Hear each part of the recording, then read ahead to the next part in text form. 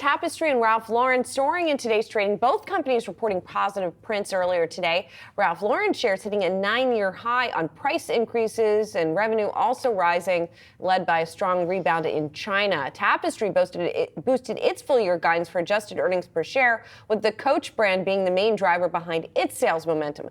Let's bring in Jessica Ramirez, Jane Hali, and Associates Senior Research Analyst. Thanks for being here. What is driving the strong performance here? Is it China? Is it luxury demand? Or are there sort of individual things that each of these companies are doing right? Thank you for having me. In terms of what is driving, I think there is a bit of, as you said, different parts that are driving the business and why we're seeing better results. And ultimately, we are seeing better margins. If you look to Tapestry, for example, Tapestry, in terms of Coach, they do not run wholesale, and wholesale has been a weakness in North America, which we saw the drag with Ralph Lauren and that becoming their comps being flat over the Ralph Lauren story. Now, in terms of Tapestry, they do not have wholesale. They are a digitally run business. They do focus on DTC. They innovate their product. They localize their product. So when you speak about the Chinese consumer and localizing in that region as well as the rest of APAC, that is very much, again, consumer-centric, and that will help them. In terms of Ralph Lauren, I mean, AURs are also a great story there. They've continued to raise them quarter after quarter. That is a similar story also at Tapestry. So in general, both of these companies, what they do share in common is they're running a much smarter business. They're very nimble, and they're very focused on driving what the consumer wants and where they're able to spend that extra bit. And Jessica, on Ralph Lauren specifically, interested to get your take on the CEO there, just kind of his tactics, his strategy, Jessica. How much of an impact has that made for this brand? Yeah, Patrice, I think, has been running a very smart business, and it's been very focused in running, again, a very nimble business. So from an operational standpoint, increasing digital, looking towards pushing on its core products and really heritage. So Ralph Lauren, I think, sits in a nice sweet spot in terms of if the consumer is strapped for cash and is looking to spend, they will spend on a brand that they trust, a brand that has longevity, a brand that has heritage. Ralph Lauren sits under that.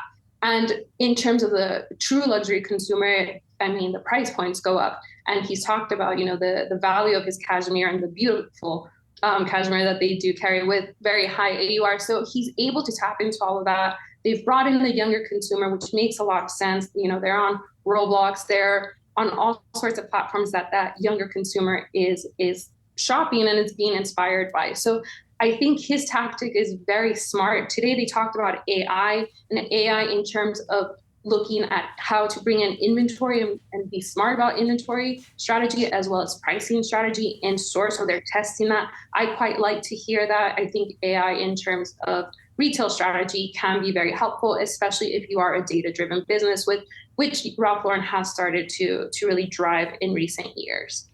Jessica, there was one more company in this category that reported today on the even higher end. I'm talking about Kering, which owns Gucci. And Gucci didn't do as poorly as estimated.